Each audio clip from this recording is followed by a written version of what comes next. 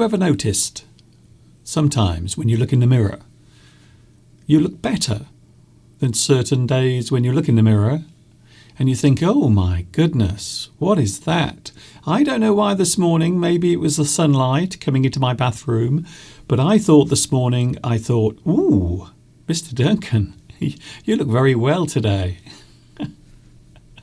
I will leave you to be the judge of that. Here we go then. Yes, we are back together at the weekend. It is English Addict coming to you live right now. Check your watch. It is now.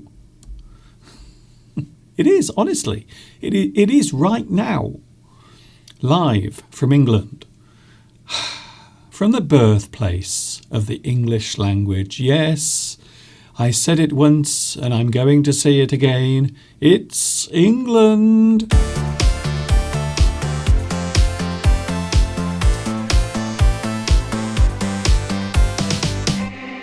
Ooh, look at that.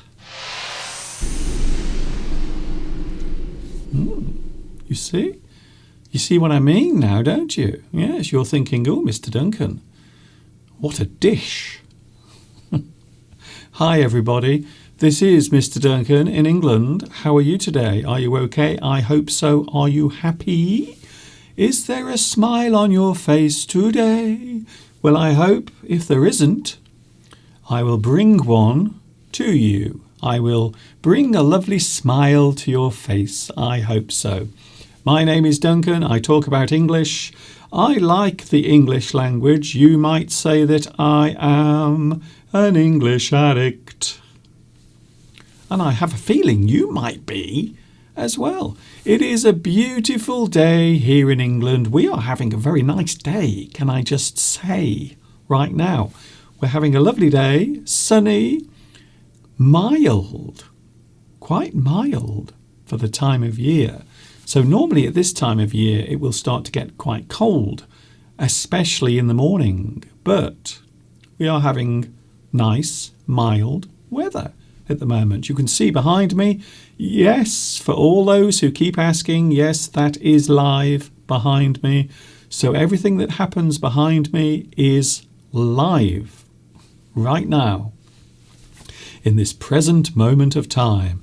So I talk about the English language. I've been doing this for ever such a long time. How long, Mr. Duncan?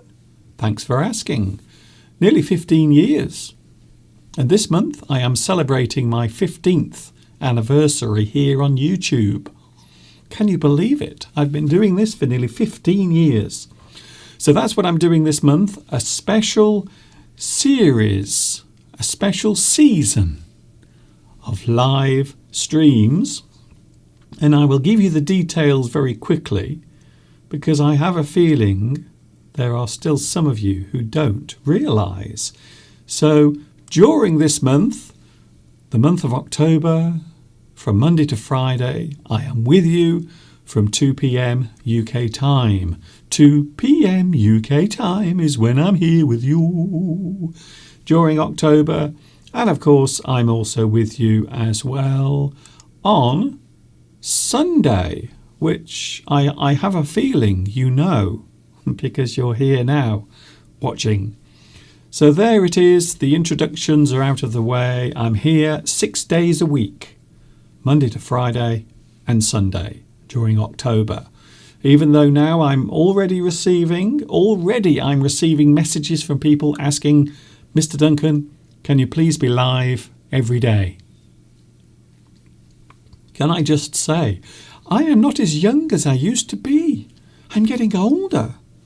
I have to have a nap in the afternoon. That's how bad things have become.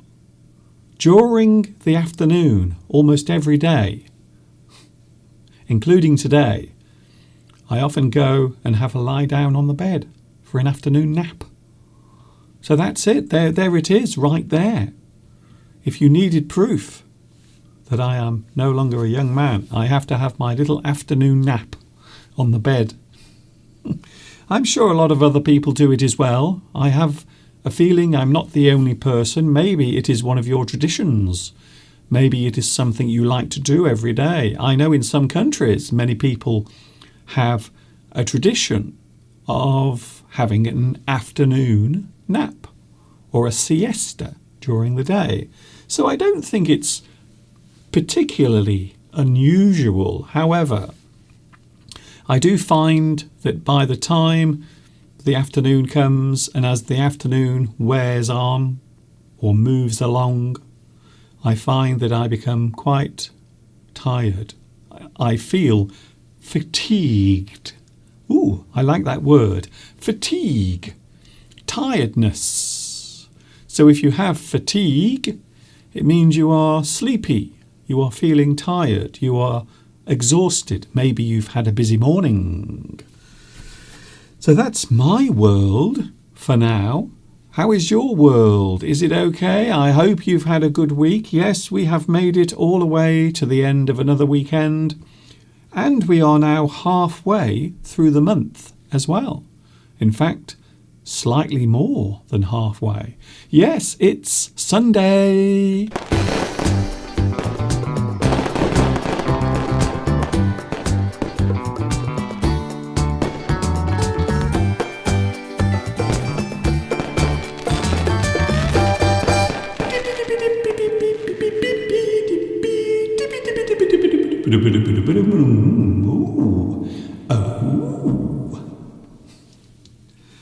There's nothing wrong with having a nap during the day.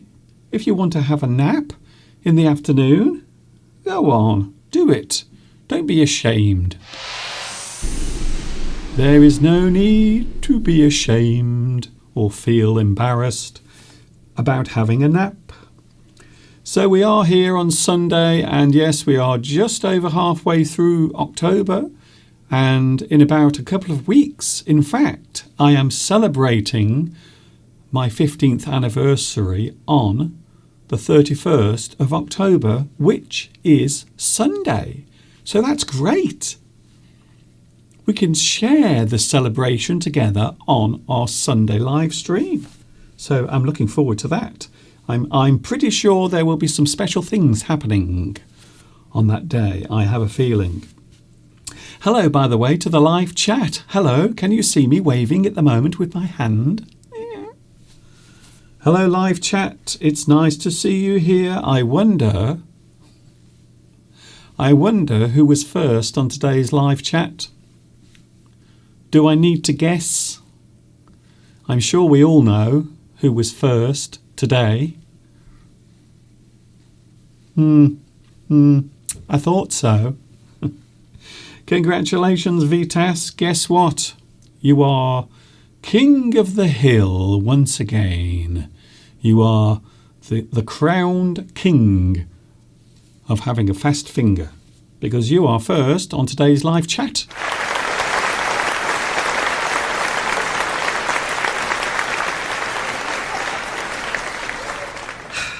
Congratulations, Vitas. You are first here again. You have a very fast finger. I know a lot of people are saying, Mr. Duncan, it's not fair. Why is Vitas always first? Well, I can only guess that his finger is very fast. Faster than Superman, even. Hello also, Olga. Guess what, Olga? You are second today on the live chat. Tomek is here. Hello, Tomek. Nice to see you here again as well. Beatrice. I hope you are feeling better, Beatrice. We had a very unusual occurrence last week during one of my live streams when my electricity was cut off for a few moments, but what it actually meant was my whole live stream stopped working. But I was able to recover my live stream afterwards and join you again. So fortunately, the electricity only went off for a few seconds and then it came back on. However, Beatrice was also having problems with her electricity on the same day, which I thought was quite strange. Hello also to, Luis Mendez.